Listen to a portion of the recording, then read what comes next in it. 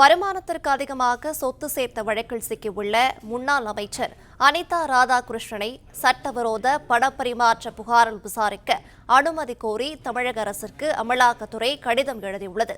கூடுதல் விவரங்களை தருகிறார் செய்தியாளர் கதிரவன். வணக்கம். இது குறித்தான மேலும் விவரங்கள். முன்னாள் மீன்வளத்துறை அமைச்சரான அனிதா ராதாகிருஷ்ணனை சட்டவிரோத பணப்பரிமாற்ற தடை சட்டத்தின் கீழ் விசாரணை நடத்த அனுமதி கோரி மே 20ஆம் தேதி அன்று அமலாக்கத்துறை தமிழக அரசுக்கு ஒரு கடிதம் எழுதியுள்ளதாக தகவலானது வெளியாகியிருக்கிறது.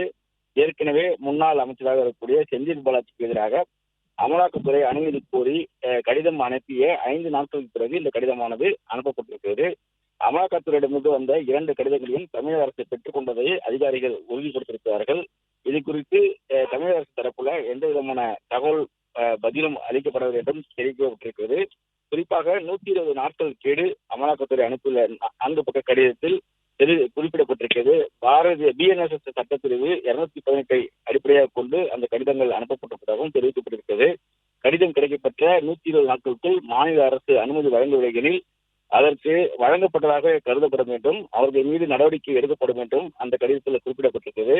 ஏற்கனவே குற்றவியல் தடை சட்டத்தின் பிரிவு 197 கீழ் தற்போது BNSS பிரிவு 218 அமைச்சர்களை தண்டிக்க அனுமதி கோரி தமிழக ஆளுநர் மற்றும் முந்தைய திமுக அரசுக்கு அமலாக்கத்துறை பலமுறை கடிதம் எழுதியிருந்தும் இதற்கு உச்சநீதிமன்றத்தின் அமலாக்கத்துறை பிரசாத் ஆச்சாரியா வழக்கின் தீர்ப்பை சுட்டிக்காட்டியிருப்பினும் முந்தைய திமுக ஆட்சியின் போது இதற்கான எந்த அனுமதியும் வழங்கப்படவில்லை.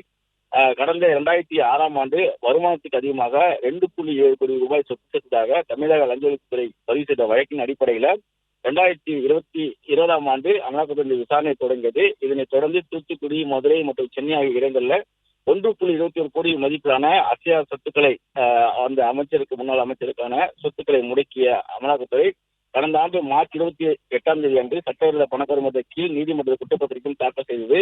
இந்த மனுவை நீதிமன்றம் விசாரணைக்கு எடுத்துக் கொள்ளவில்லை. இதற்கு முன்பாக 2022ஆம் ஆண்டிலே இந்த வழக்கு தொடர்பாக 1 கோடி மதிப்பான 18 சொத்துக்களை அமலாக்கத்துறை முடக்கியிருப்பதும் குறிப்பிடத்தக்கது. அமலாக்கத்துறை ஏற்கனவே மார்ச் 24ஆம் தேதி ஒரு கடிதத்தை அனுப்பியது. அதன் தொடர்ச்சியாக தற்போது 2வது கடிதத்தில் மற்றொரு அமைச்சருக்கு அனுப்பியிருக்கிறது. தற்போது மாநில அரசு நியமித்த வகையில் இந்த இறுதி கடிதத்தை அமலாக்கத்துறை அனுப்பியிருப்பதாக தகவலானது தெரிவிக்கப்பட்டிருக்கிறது.